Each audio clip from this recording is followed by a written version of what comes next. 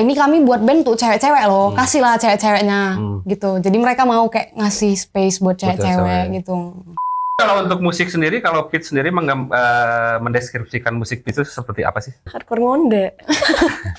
Jadi, kita keras juga, tapi kita juga bisa cute.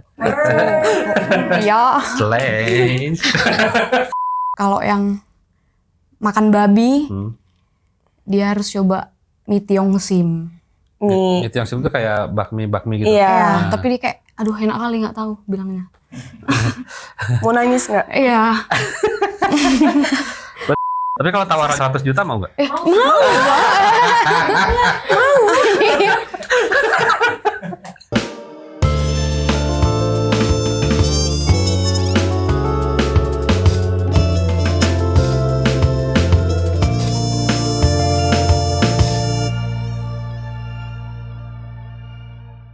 Selamat datang kembali di Studio Jurnals bersama saya Mano yang akan memandu kalian selama beberapa menit ke depan. Dan pada kesempatan ini seperti biasa Studio Jurnal bakalan menghadirkan beberapa rekan-rekan indie yang berkecimpung di dunia kreatif. Tentunya ada band, ada musisi, ada penyanyi, ada soundman, ada banyak lah pokoknya ya. Dan untuk kali ini spesial banget karena ada teman-teman dari luar kota Bandung, atau lebih tepatnya luar pulau Jawa malah ya, yang kemarin baru saja manggung di apa nama acaranya lupa ya, For Futura Speed the Red, yang baru saja main kemarin kemarin ya. Ini syuting tanggal 1 Mei.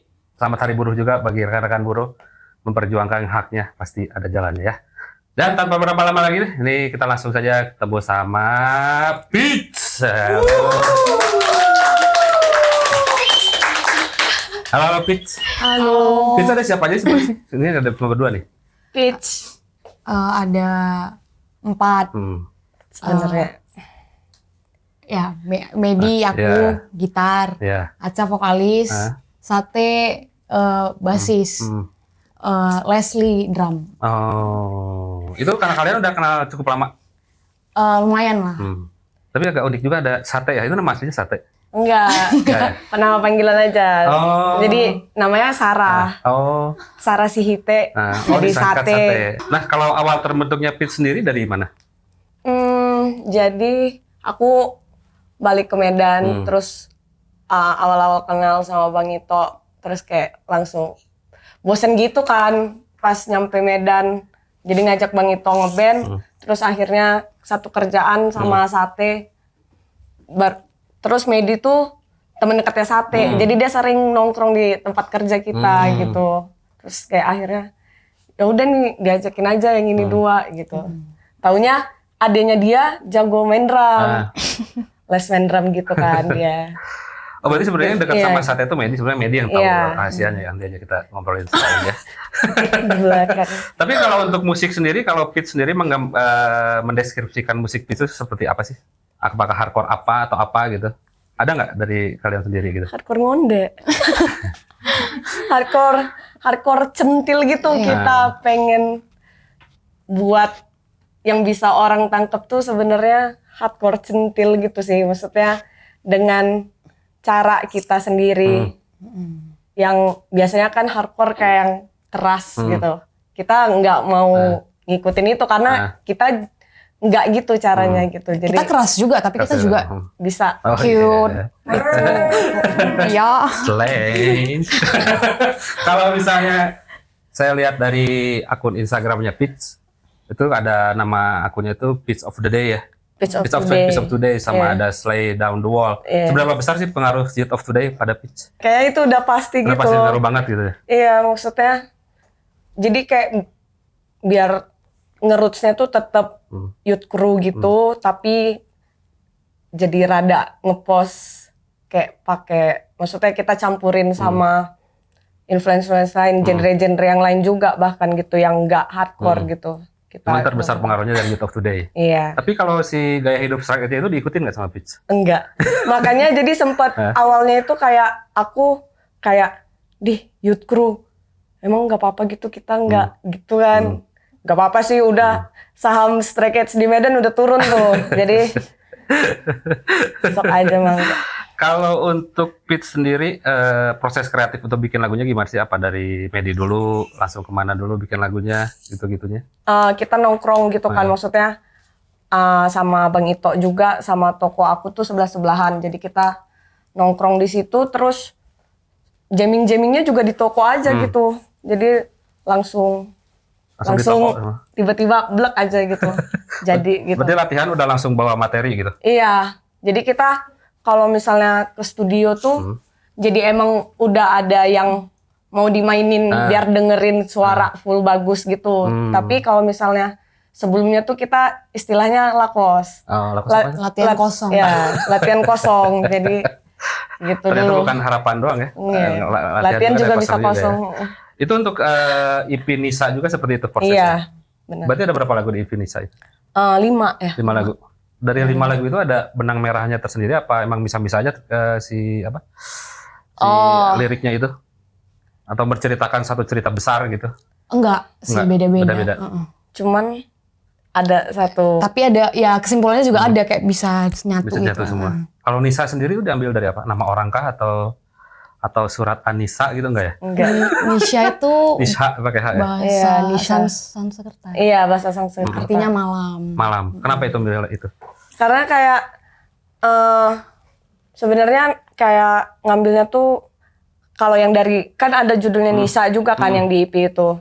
Kalau di lagu itu tuh kita kayak notabene sebagai cewek gitu kan, kayak sering dibilang masa cewek pulangnya malam-malam gitu. Maksudnya kan kayak diukur barometer kebaikan si cewek ini dari situ Dari gitu. waktu gitu ya, dari Nah, waktu tapi berkegiatan. maksudnya kan hal yang dilakuin sampai jam segitu kan belum tentu negatif kan yang dikerjain gitu. Maksudnya banyak hal-hal yang kita buat juga gitu yang kayak proses kreatif tadi dan segala macam ya, walaupun mostly nongkrong. Cuman kan ya nggak bisa diukur dari situ kan. Nah, kita kalau di Nisa itu kita pengen Menyampaikan itu. iya bahwa menyampaikan itu. Wanita itu bergerak. Sebenarnya ya Tidak kayak selalu negatif ya malam juga ya.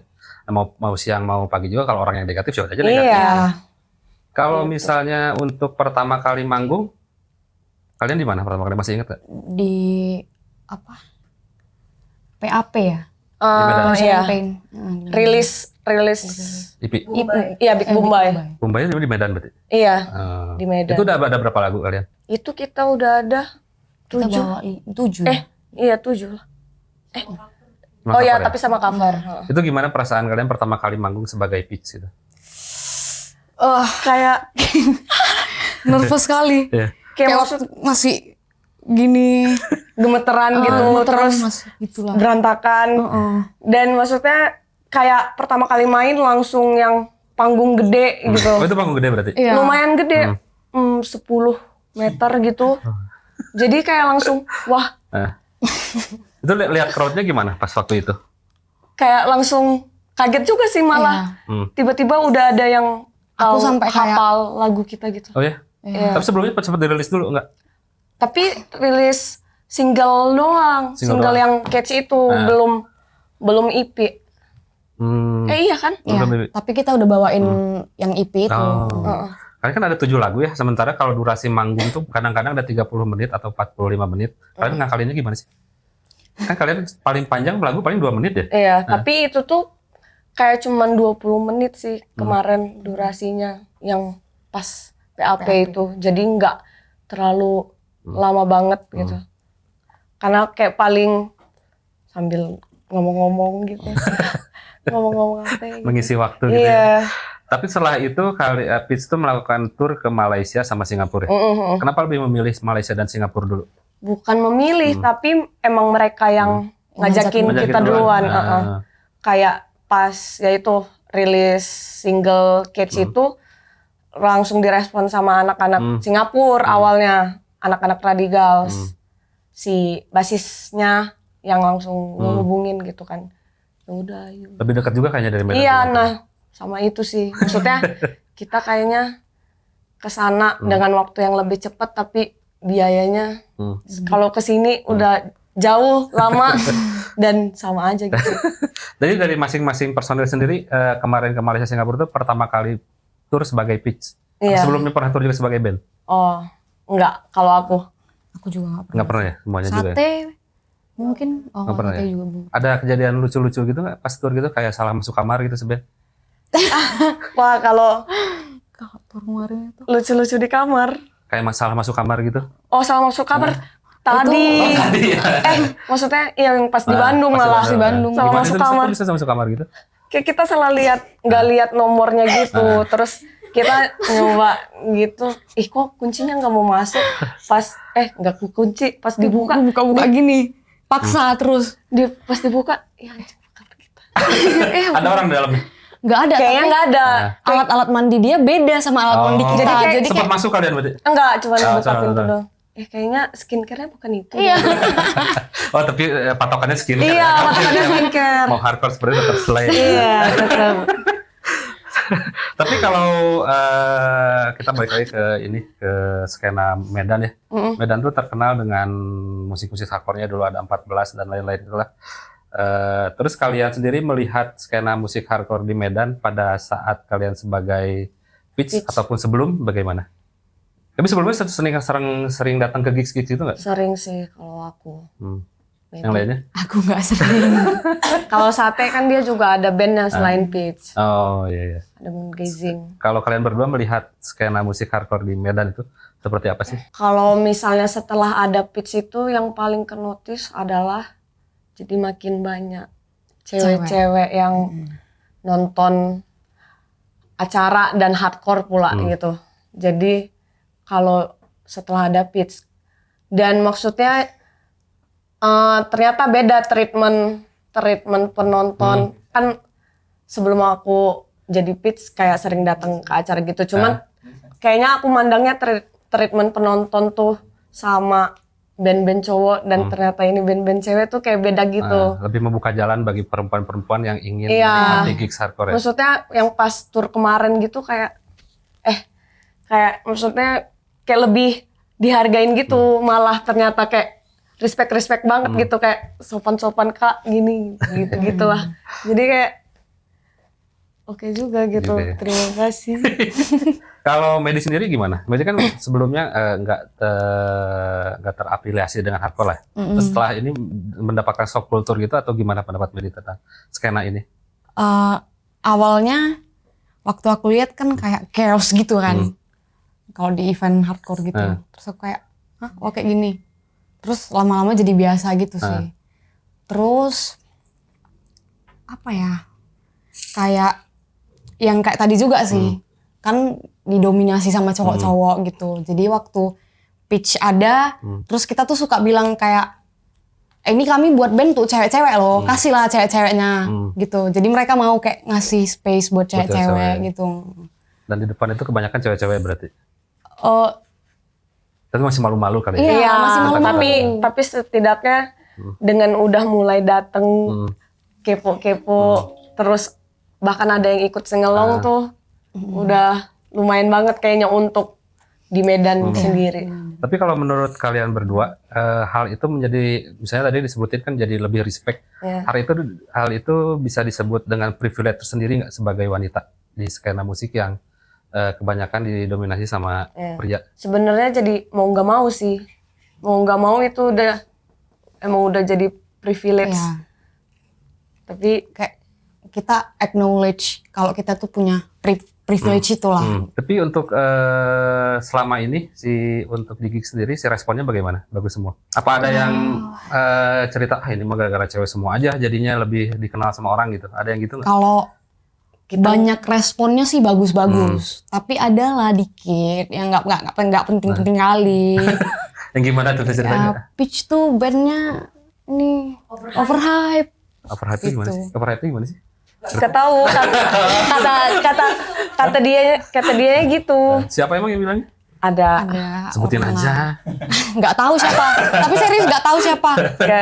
Cuma kayak lihat-lihat di Twitter lewat-lewat gitu.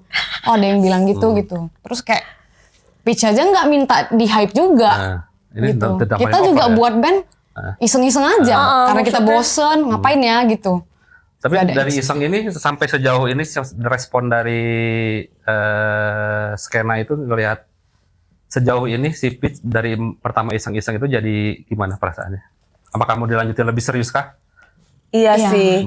Cuman kayak kita tuh jadi pengennya tetap ngikutin kita maunya apa, mau bikin apa, kita tuh gimana aja gitu. Enggak yang misalnya kan kayak Kak bikin baju ini lagi dong gitu, atau misalnya Kak mana di sini dong gitu. Kalau misalnya kayak kita lagi nggak pengen ya enggak gitu, nggak mau yang ngikutin mereka mintanya apa juga gitu, makanya iseng-iseng suka-suka kami lah nyantai gitu. gitu ya. Tapi kalau tawarannya 100 bayar 100 juta mau nggak?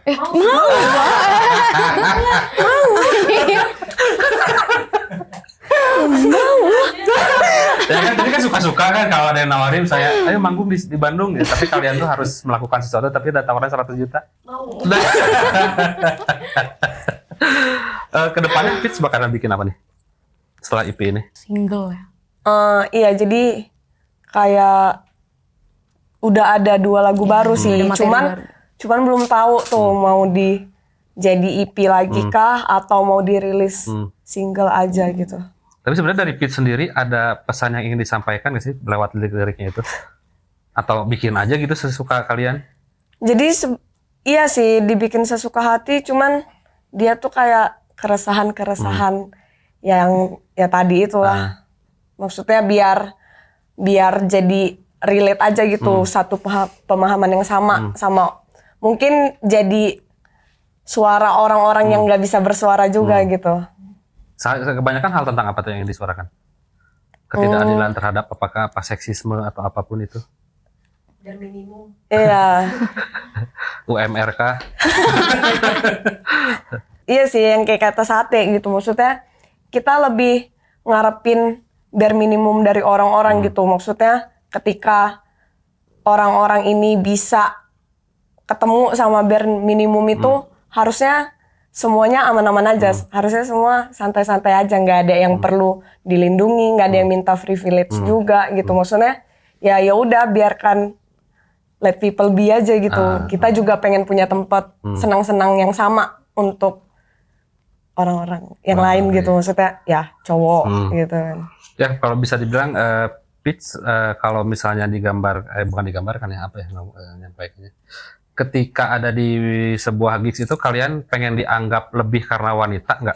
Atau ya udah aja gitu? Udah aja Samain sih, aja ya? samain aja. Nggak ada harus dispesialin Enggak. gitu ya? Either good way or a bad way juga sama kayak gitu? Iya. Samain aja sama. Iya. Bagus. Berarti nggak terlalu ini ya? Nggak terlalu memaksakan kehendaknya ya? Kembali lagi ke EP Nisa, sebenarnya ketika EP Nisa kalian mendengarkan apa sih sebagai referensi untuk album EP itu? EP itu? Di luar hardcore. Apa yang hardcore dulu lah? Nanti setelah itu baru ada di luar genrenya Beren.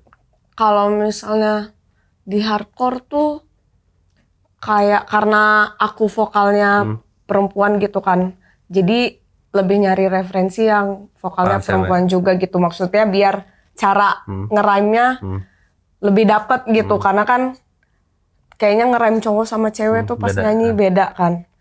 Kalau misalnya itu kayak ngerime-nya tuh result of choice, kita ngambil itu. Sama kayak bawa rada bumbu apa lagi ya kalau hardcore ya? Kalau selain hardcore deh. Selain hardcore, iya kayak Sonic Youth. Maksudnya biar lebih ngepost, jadi lebih ngepop atau mungkin bisa dibilang lebih easy listening daripada hardcore yang lain gitu. Terus, ada lagi nggak selain itu? Kalau yang berhubungan sama Nisa, Nggak tahu sih. tunggu aku. Iya, Praise. Praise ya. Hardcore.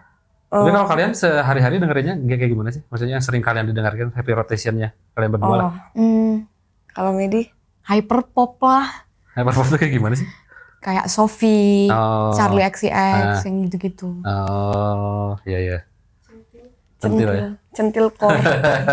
Centilcore. Kalau Aca, apa Aca? Kalau aku lebih yang kayak aku lagi dengerin Beep, terus Apa? Beep? Beep Beep itu Indra Pai, slang. bukan BIP. BIP. Oh, kirain BIP Bongki Indra ya kirain. BIP berarti. Terus kayak takbir gitu sih. Kalau aku heavy rotation Tapi itu sih. rasanya itu. Tapi Iya. menarik sama kan? Gimana sama apa? sama disko-diskoan gitu lah. Dugem-dugem gitu. Iya, dukung-dukung. Tapi lebih menarik dari Medi sendiri kalau misalnya dengerin lagu untuk si Peach ini dengerin apa Med? Untuk referensinya? Dikasih apa gitu sama Ito atau nggak sama Aca gitu? Dengerin ini biar enak jadi tertarik untuk Peach, bikin lagu Peach gitu. Aku dengerinnya cuma yang pitch cover juga gitu. Jadi selain itu nggak ada? Nggak ada.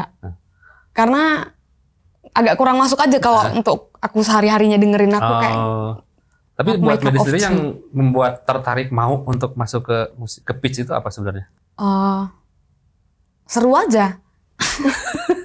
Kalau untuk Apa ada kayak ancaman dengerin dari sehari-hari Aca? kayaknya aku enggak gitu. Tapi kalau misalnya aku yang main aku mau gitu. Oh, tapi nggak ada ancaman dari Sate sama Aca? Enggak. Masuk kok. Enggak. Jadi kalian sendiri sehari-harinya selain di Peach ini ngapain sih? Apakah kerja atau apa? Gitu? Nganggur. Pengacara. Oh iya. Pengangguran Jangan banyak gitu, full time acara. musician aja. Musician. Musician, kakak musician. Ngomongin lagi tentang Medan, ada rekomendasi nggak tempat 3 kuliner lah yang kalian rekomendasiin buat teman-teman yang pengen datang ke Medan? Harus datang nih ke sini gitu. Kalau yang makan babi, Hmm. dia harus coba mie tiong sim. Nih, Itu yang sebelum itu kayak bakmi gitu. iya. Ya, tapi dia kayak, aduh enak kali nggak tahu bilangnya. Mau nangis nggak? Iya. Berarti mie-nya mie kayak bakmi bakso gitu, apa kayak mie goreng gitu-gitu? Enggak, dia beda. Mie pangsit. Tapi dia lurus gitu, beda Lurus. gitu. Ah. Terus banyak toppingnya. Kayaknya yang bikin enaknya babinya sih ya. Ada lagi ya? 2 lagi? Sebenarnya Medan tuh terlalu banyak makanan enak sih. Iya. Tunggu ya. Tapi tahu nggak kenapa Biasanya- Bika Ambon dari Medan? Coba kita google dulu ya.